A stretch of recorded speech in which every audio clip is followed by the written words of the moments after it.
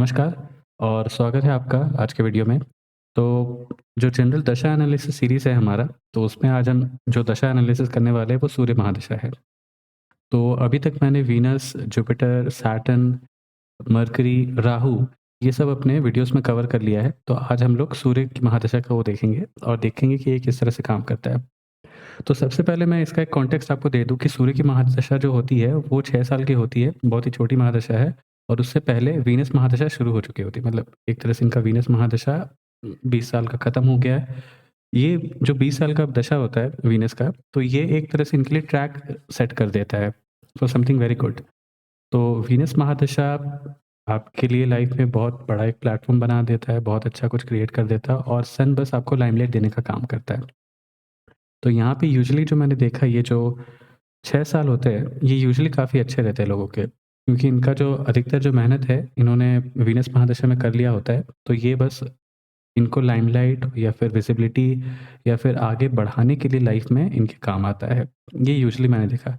अच्छा, अगर किसी का बचपन में ही सूर्य की महादशा चल रही है, तो इसका मतलब समझ लीजिए कि उसका बचपन काफ़ी अच्छा रहा होगा। मान लीजिए कि 0 से 10 साल के बीच में अगर उनको सूर्य की महादशा चल रही है, तो वो फ़ेज़ उनका अच्छा रहा होगा। क्योंकि ये है कि आपको काफ़ी ज़्यादा लिबर्टी मिल जाता है अपने हिसाब से काम करने के लिए, तो सूर्य की महादशा में यूजुअली रोक-टोक नहीं होता है। एक ओवरऑल एनालिसिस हम लोग इसका करते हैं और देखते हैं कि कैसा ये रहता है।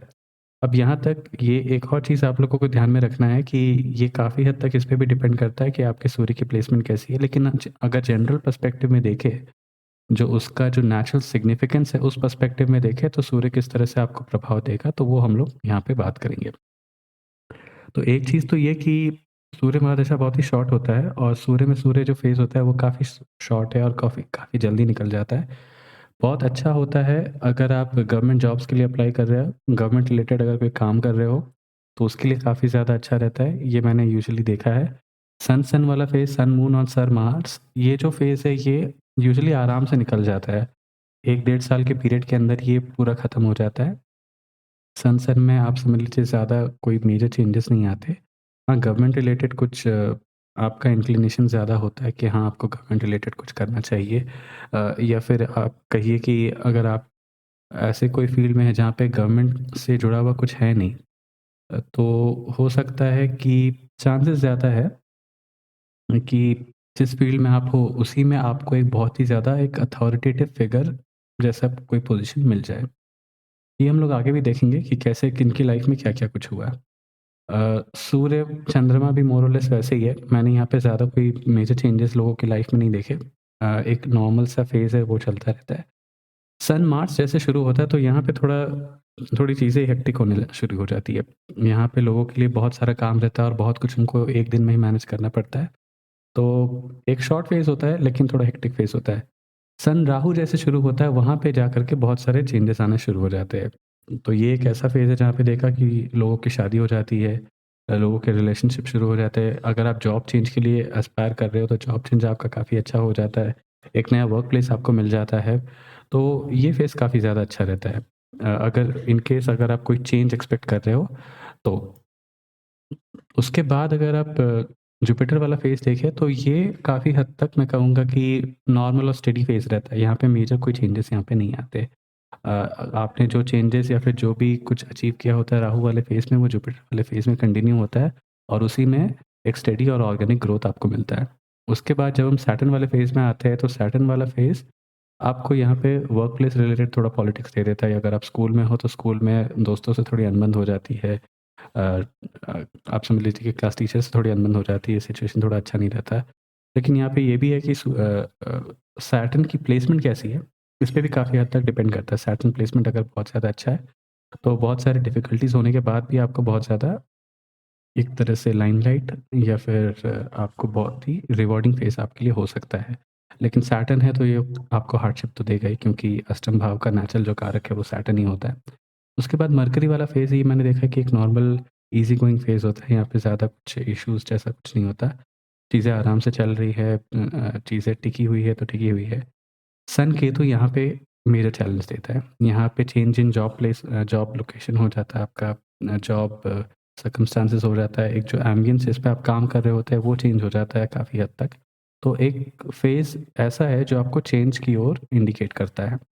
उसके बाद ये लास्ट 1 साल का सन वीनस वाला फ़ेज़ होता है, जो कि यूजुअली मैंने देखा कि अच्छा होता है, स्टेबल होता है। यहाँ पे यूजुअली इश्यूज़ नहीं होते, क्योंकि ज़्यादातर इश्यूज़ यहीं पे रिज़ॉल्व हो जाता है, और उसके बाद ये जो फ़ेज़ होता है, ये इश्यू वाला नहीं रह जाता। यहाँ पे जाकर के फिर इश्यूज़ खत्म हो जाते हैं, और चंद्रमा महादशा यहाँ से शुरू होता है। चंद्रमा महादशा यूजुअली एक नॉर्मल फ़ेज़ रहता है, और वहाँ पे फिर वो जो लाइमलाइट वाला जो चीज़ था, जो आप पहले देख रहे थे सन महादशा में, वो उस लेवल का नहीं रहता, जैसा कि इस पे था, सूर्य में था। तो ये था मेरा ओवरऑल एनालिसिस सन महादशा का। हम लोग कुछ केस स्टडीज़ लेते हैं, और केस स्टडीज़ लेकर के देखते हैं कि लोगों की लाइफ़ में ये किस तरह से इम्प्लीमेंट हुआ। तो स्क्रीन पर जो आप कुंडली देख रहे हैं, ये आमिर खान की कुंडली है। इनका एग्ज़ाम्पल मैंने इसलिए लिया, ये आपको बहुत अच्छे से समझाने के लिए कि क्यों वीनस के बाद जो सन का कॉन्टेक्स्ट है, उसको किस तरह से हमें देखना चाहिए। यहाँ पे अगर आप देखें, तो ये वीनस जो महादशा था, इनके लिए काफ़ी ज़्यादा अच्छा गया था। काफ़ी कुछ अच्छा इन्होंने लाइफ़ में यहाँ पे अचीव किया था।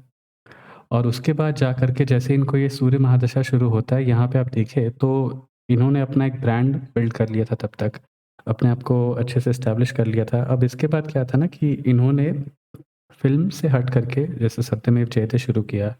साल में बस 1 आध 2 फ़िल्म ही करते थे, जैसे धूम 3 इनकी आई थी, उसके बाद फिर पीके, उसके बाद सीक्वेंस में और भी बहुत सारी मूवीज़ थी। तो ऐसे अगर आप देखें तो ये फ़ेज़ इनके लिए काफ़ी ज़्यादा अच्छा था। बस अपना ब्रांड वैल्यू था, उसको यूज़ करना था, और उसको यूज़ करके अपना जो काम था उसको कंप्लीट करना था। तो ये फ़ेज़ देखें तो आई बिलीव यहाँ पे सत्यमेव जयते इनका चल रहा था, उसके साथ-साथ धूम 3 मूवी ये भी अराउंड इसी टाइम रिलीज़ हुई थी। एक और चीज़ अगर आप नोटिस करें, ये मैंने बताया था कि सन से लेकर के सन मार्च तक ये वाला जो फ़ेज़ होता है, ये यूजुअली एक मीडियोकर फ़ेज़ होता है। यहाँ पे ज़्यादा कुछ आप एक्सपेक्ट नहीं कर सकते, थोड़ा बहुत ठीक-ठाक चल रहा होता है। सिर्फ़ ये फ़ेज़ होता है जो हेक्टिक होता है। लेकिन उसके बाद जैसे ही सूर्य राहु आता है, ये एक तरह से आपके लाइफ़ में ड्रास्टिक चेंज ले आता है। अब यहाँ पे अगर आपको याद हो तो 2014 में पीके मूवी रिलीज़ हुई थी। पीके मूवी को लेकर के काफ़ी ज़्यादा कंट्रोवर्सी हुई थी। हालाँकि इस मूवी ने काफ़ी अच्छा कलेक्शन किया था बॉक्स ऑफिस पे, लेकिन उसके बाद इसको लेकर के इश्यूज़ बहुत ज़्यादा हुए थे। और फिर इसी टाइम पे अगर आपको याद होगा तो आमिर खान ने एक स्टेटमेंट दिया था कि उनको इंडिया में वो सेफ फ़ील नहीं करते। तो ये एक स्टेटमेंट था, वो इस टाइम आया था, और इस कारण से इनकी काफ़ी ज़्यादा कंट्रोवर्सीज़ भी हुई थी।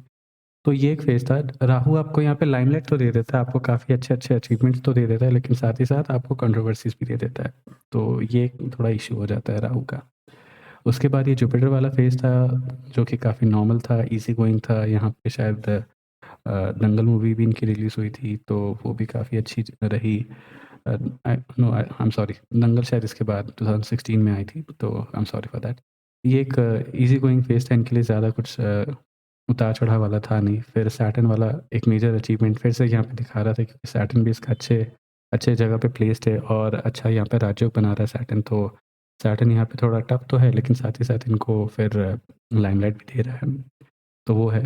फिर ये मरकरी वाला फ़ेज़ ज़्यादा कुछ अच्छा था नहीं।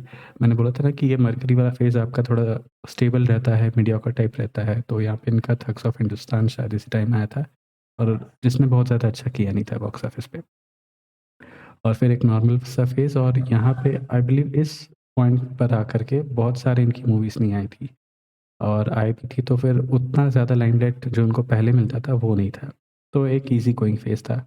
और यहाँ पे जाकर के अगर आप देखें तो चंद्रमा जब से इनको शुरू हुआ है, तो यहाँ पे इनके लिए बहुत ज़्यादा अच्छा फ़ेज़ नहीं रहा।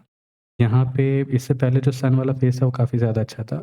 मून यहाँ पे बहुत ज़्यादा अच्छा नहीं। मून वैसे भी आप देखें तो एक राजयोग तो बना नहीं रहा कोई। ये छठे भाव में बैठा हुआ है, और साथ ही साथ मून का जो नेचुरल सिग्निफिकेंस होता है वो इतना ज़्यादा पावरफुल नहीं होता जितना कि सन का होता है। तो ये एक डिफ़रेंस होता है दोनों के बीच में, जिस कारण से दोनों का जो पावर है वो थोड़ा मिसमैच होता है दोनों के बीच में। तो एक और हम लोग केस स्टडी लेते हैं और समझते हैं कि उनके लाइफ़ में कैसा रहा सब कुछ। तो ये जो हम लोग चार्ट ले रहे हैं वो नरेंद्र मोदी जी की कुंडली है। यहाँ पे आप एक कॉन्ट्रडिक्शन थोड़ा नोटिस करेंगे। यहाँ पे हो क्या रहा है अगर आप देखें, तो मैंने एक चीज़ बताया था कि सन महादशा जो होती है वो आपको काफ़ी ज़्यादा लाइमलाइट देती है, और मून महादशा उतना ज़्यादा आपको लाइमलाइट नहीं दे पाता है। ये मैंने एक जनरल स्टेटमेंट आप लोगों को बोला। लेकिन मोदी जी के केस में तो उल्टा हुआ है। मोदी जी के केस में तो जितना इनको लाइमलाइट और जितना एक तरह से प्लेटफ़ॉर्म जो कि मिला है, वो तो इस चंद्रमा महादशा में मिला है, सन में तो उतना नहीं था। तो ये कैसे हो गया? ये उल्टा कैसे हो गया? तो इसका एक और एस्पेक्ट है, मैं आपको बताता हूँ।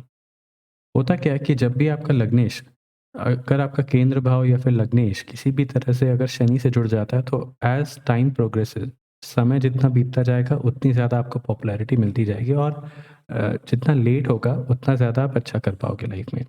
तो ये एक चीज़ है।